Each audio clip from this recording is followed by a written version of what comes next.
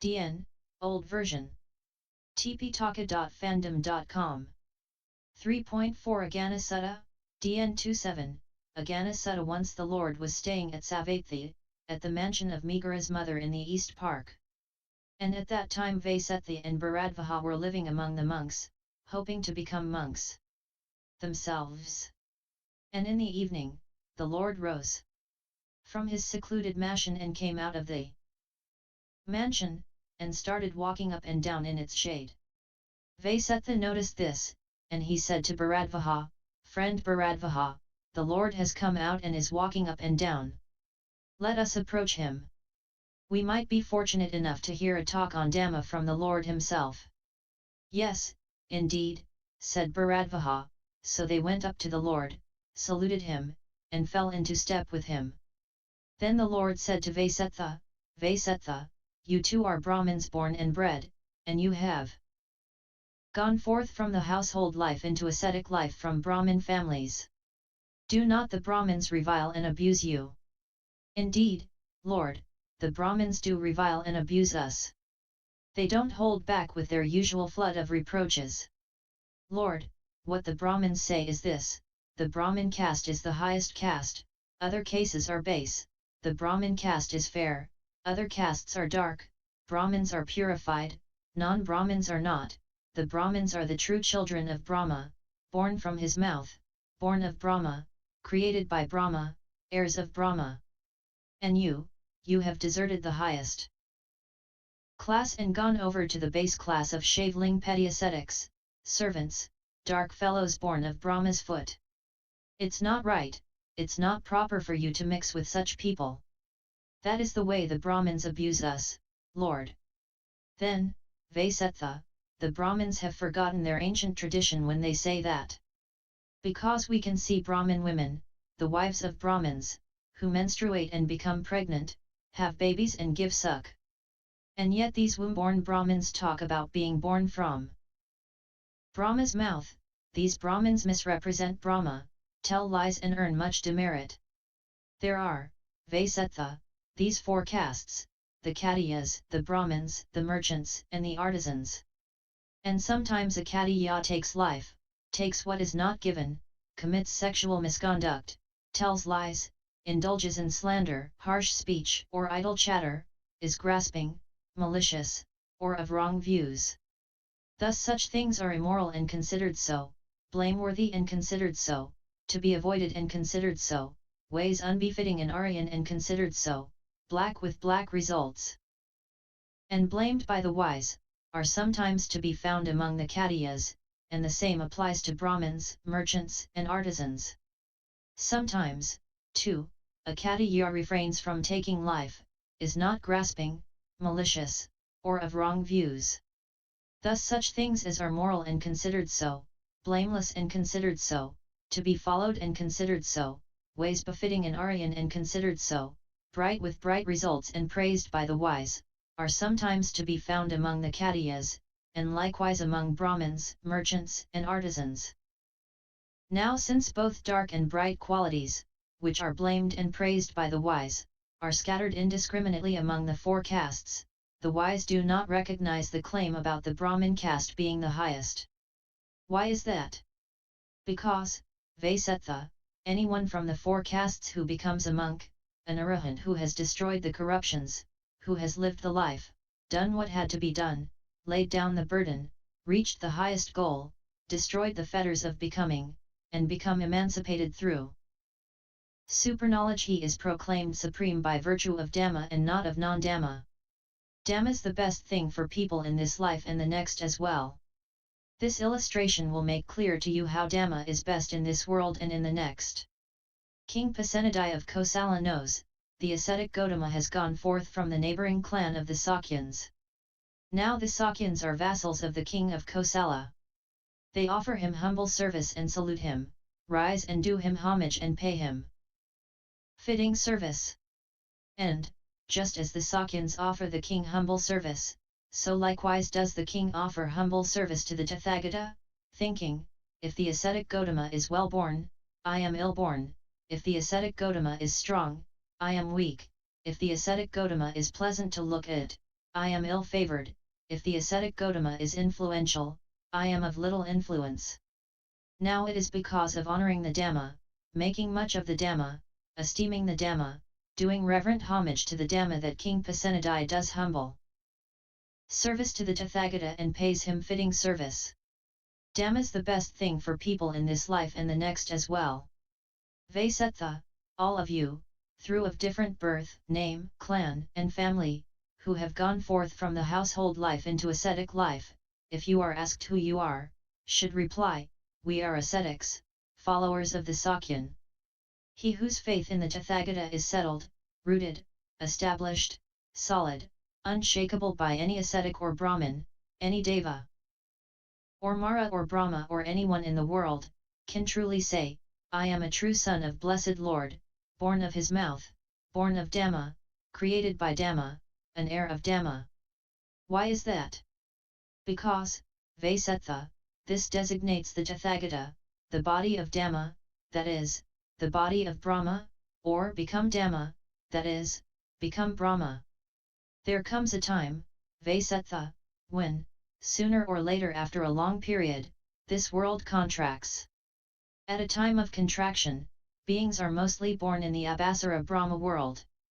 And there they dwell, mind-made, feeding on delight, self-luminous, moving through the air, glorious, and they stay like that for a very long time.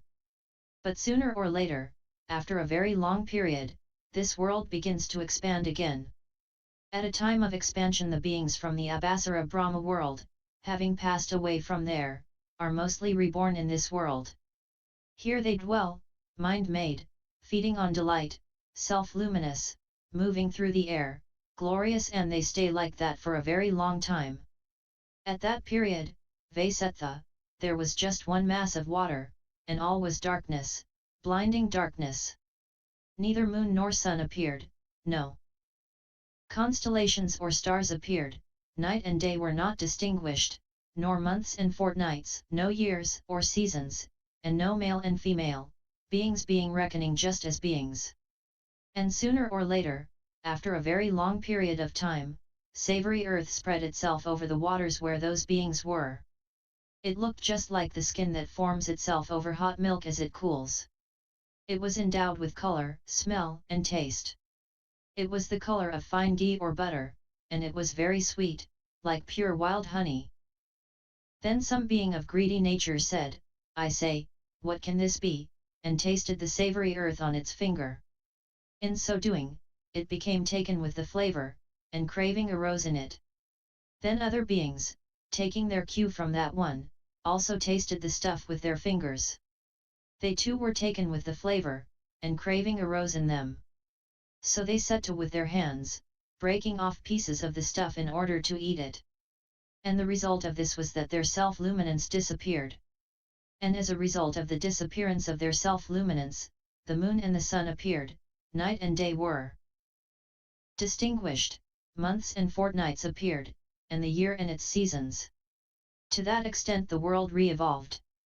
And those beings continued for a very long time feasting on this savory earth, feeding on it and being nourished by it. And as they did so, their bodies became coarser, and a difference in looks developed among them. Some beings became good-looking, others ugly. And the good-looking ones despised the others, saying, we are better looking than they are. And because they became arrogant and conceited about their looks, the savory earth disappeared. At this they came together and lamented, crying, oh that flavor! Oh that flavor! And as nowadays when people say, oh that flavor, when they get something nice, they are repeating an ancient saying without realizing it. And then, when the savory earth had disappeared, a fungus cropped up, in the manner of a mushroom. It was of a good color, smell, and taste. It was the color of fine ghee or butter, and it was very sweet, like pure wild honey. And those beings set to and ate the fungus. And this lasted for a very long time. And as they continued to feed on the fungus, so their bodies became coarser still, and the difference in their looks increased still more. And the good-looking ones despised the others, and because they became arrogant and conceited about their looks, the sweet fungus disappeared. Next, creeper appeared, shooting up like bamboo, and they too were very sweet, like pure wild honey. And those beings set to and fed on those creepers. And as they did so, their bodies became even coarser, and the difference in their looks increased still more, and they became still more arrogant, and so the creeper disappeared too. At this they came together and lamented, crying, "Alas, our creeper's gone! What have we lost?" And so now today when people, on being asked why they are upset, say, "Oh, what have we lost?" they are repeating an ancient saying without realizing it. And then, after the creepers had disappeared, rice appeared in open spaces, free from powder and from husks, fragrant and clean-grained. And what they had taken in the evening for supper had grown again and was ripe in the morning, and what they had taken in the morning for breakfast was ripe again by evening, with no sign of reaping. And these beings set to and fed on this rice, and this lasted for a very long time. And as they did so, their bodies became coarser still, and the difference in their looks became even greater. And the females developed female sex organs, and the males developed male organs. And the women became excessively preoccupied with men, and the men with women. Owing to this excessive preoccupation with each other, passion was aroused, and their bodies burnt with lust. And later, because of this burning, they indulged in sexual activity. But those who saw them indulging threw dust, ashes, or cow dung at them, crying, "Die, you filthy beast! How can one being do such things to another?" Just as today, in some districts, when a daughter-in-law is let out, some people throw dirt at her, some ashes, and some cow dung, without realizing that they are repeating an ancient observance. What was considered bad form in those days is now considered good form. And those beings who in those days indulged in sex were not allowed into a village or town for 1 or 2 months. Accordingly, those who indulged for an excessively long period in such immoral practices began to build themselves dwellings so as to indulge under cover.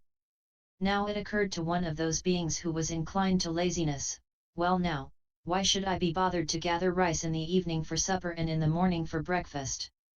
Why shouldn't I gather it all at once for both meals?" And he did so. Then another one came to him and said, "Come on, let's go rice gathering." "No need, my friend, I've gathered enough for both meals."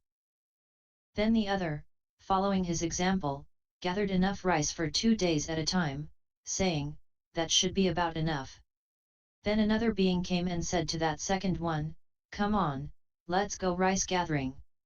"No need, my friend, I've gathered enough for 2 days. However, when those beings made a store of rice and lived on that, husk powder and husk began to envelop the grain, and where it was reaped it did not grow again, and the cut place showed, and the rice grew in separate clusters. And then those beings came together lamenting, "Wicked ways have become rife among us, at first we were mind-made, feeding on delight, and the rice grows in separate clusters. So now let us divide up the rice into fields with boundaries." So they did so. Then, Vasettha, one greedy-natured being, while watching over his own plot, took another plot that was not given to him, and enjoyed the fruits of it. So they seized hold of him and said, "You've done a wicked thing, taking another's plot like that. Don't ever do such a thing again." "I won't," he said. But he did the same thing a second and a third time. Again he was seized and rebuked, and some hit him with their fists, some with stones, and some with sticks. And in this way, Vasettha, taking what was not given, and censuring, and lying, and punishment, took their origin.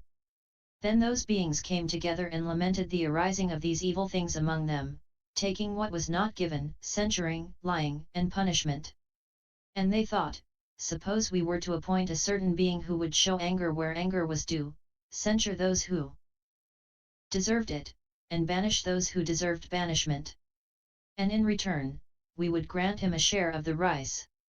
So they went to the one among them who was the handsomest, the best looking, the most pleasant and capable, and asked him to do this for them in return for a share of the rice, and he agreed. The people's choice is the meaning of Mahasamadha, which is the first regular title to be introduced. Lord of the Fields is the meaning of Khattiya, the second such title. And he gladdens others with Dhamma is the meaning of Raja, the third title to be introduced. This, then, Vasettha, is the origin of the class of Khattiyas, in accordance with the ancient titles that were introduced for them. They originated among these very same beings, like ourselves, no different, and in accordance with Dhamma, not otherwise. Dhamma's the best thing for people in this life and the next as well. Then some of these beings thought, evil things have appeared among beings, such as taking what is not given, censuring, lying, punishment and banishment. We ought to put aside evil and unwholesome things. And they did so. They put aside evil and unwholesome things is the meaning of Brahmin, which is the first regular title to be introduced for such people. They made leaf huts in forest places and made it in them. With the smoking fire gone out, with pestle cast aside, gathering alms for their evening and morning meals, they went away to a village, town, or royal city to seek their food, and then they returned to their leaf huts to mate. People saw this and noted how they mated. They mate is the meaning of the Yahaka, which is the second regular title to be introduced. However, some of those beings, not being able to mate in leaf huts, settled around towns and villages and compiled books. People saw them doing this and not mating. Now these do not mate is the meaning of Ajhayaka, which is the third regular title to be introduced. At that time it was regarded as a low designation, but now it is the higher. This, then, Vasettha, is the origin of the class of Brahmins in accordance with the ancient titles that were introduced for them. Their origin was from among these very same beings, like themselves, no different, and in accordance with Dhamma, not otherwise. Dhamma's the best thing for people in this life and the next as well. And then, Vasettha, some of those beings, having passed off, adopted various trades, and this various is the meaning of Vessa, which came to be the regular title for such people. This, then, is the origin of the class of Vessas, in accordance with the ancient titles that were introduced for them. Their origin was from among these very same beings. And then, Vasettha, those beings that remained went in for hunting. They are base who live by the chase, and that is the meaning of Sudda, which came to be the regular title for such people. This, then, is the origin of the class of Suddas in accordance with the ancient titles that were introduced for them. Their origin was from among these very same beings. And then, Vasettha, it came about that some Khattiya, dissatisfied with his own Dhamma, went forth from the household life into ascetic life, thinking, I will become an ascetic. And a Brahmin did likewise, a Vessa did likewise, and so did a Sudda. And from these four classes the class of ascetics came into existence. Their origin was from among these very same beings, like themselves, no different, and in accordance with Dhamma, not otherwise. Dhamma's the best thing for people in this life and the next as well. And, Vasettha, a Khattiya who has led a bad life in body, speech, and thought, and who has wrong view will, in consequence of such wrong views and deeds, at the breaking up of the body after death, be reborn in a state of loss, an ill fate, the downfall, the hell state. So too will a Brahmin, a Vessa, or a Sudda. Likewise, a Khattiya who has led a good life in body, speech, and thought, and who has right view will, in consequence of such right view and deeds, at the breaking up of the body after death, be reborn in a good destiny, in a heaven state. So too will a Brahmin, a Vessa, or a Sudda. And, Vasettha, whoever of these four castes, as a monk, becomes an arahant who has destroyed the corruptions, done what had to be done, laid down the burden, attained to the highest goal, completely destroyed the fetter of becoming, and become liberated by the highest insight, he is declared to be chief among them in accordance with Dhamma, and not otherwise. Dhamma's the best thing for people in this life and the next as well. Vasettha, it was Brahma Sanankumara who spoke this verse. The Khattiya's best among those who value clan, he with knowledge and conduct is best of gods and men. This verse was rightly sung, not wrongly, rightly spoken, not wrongly, connected with profit, not unconnected. I too say, Vasettha. The Khattiya's best among those who value clan, he with knowledge and conduct is best of gods and men. Thus the Lord spoke, and Vasettha and Bharadvaja were delighted and rejoiced at his words. https://tptalka.fandom.com/wiki/agana_sutta. NDN 027